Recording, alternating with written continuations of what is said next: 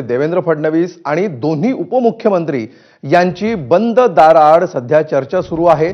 गेल्या अर्ध्या तासापासून ही चर्चा सुरू असल्याची माहिती आहे। राज्यातील पावसाची परिस्थिती आणि अतिवृष्टीमुळे झालेल्या नुकसानीबाबत माहिती घेण्यासाठी देखील ही चर्चा असल्याचं कळतंय। पुढील आठवड्यात होणाऱ्या नवी मुंबई विमानतळ लोकार्पण, मेट्रो 3 तसंच इतर विकास प्रकल्पांच्या संदर्भात अमित शहांकडून आढावा घेतला जाणार आहे। त्याचा देखील संदर्भ या बैठकीला असल्याचं कळत आहे। अधिक माहिती घेऊया आमचे प्रतिनिधी अभिषेक मुठाळ यांच्याकडून। अभिषेक, कधीपासून ही बैठक सुरू आहे आणि काय या बैठकीबाबतचे अपडेट्स आहेत?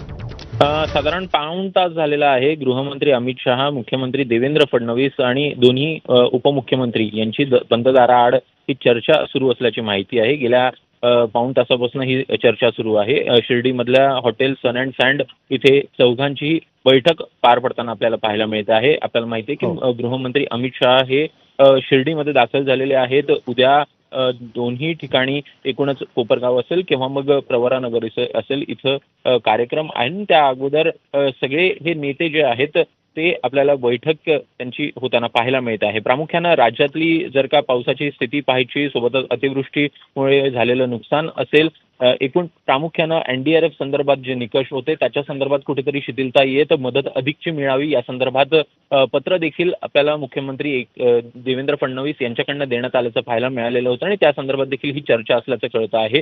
सोबतच पुढील आठवड्यामध्ये नवी मुंबई विमानतळाचं लोकार्पण होणार आहे। पंतप्रधान नरेंद्र मोदी यांच्या हस्ते हे लोकार्पण आपल्याला होताना पाहायला मिळणार आहे। मेट्रो 3 असेल, सोबतच इतर विकास कामं असतील, या संदर्भातला आढावा आणि माहिती ही अमित शहा यांच्याकडनं घेतली जात असल्याची माहिती आहे। निश्चित, धन्यवाद अभिषेक या सविस्तर माहितीबद्दल। तर या बैठकीवर आपलं लक्ष राहीलच। पुढे जाऊया। ठाकरेंच्या शिवसेने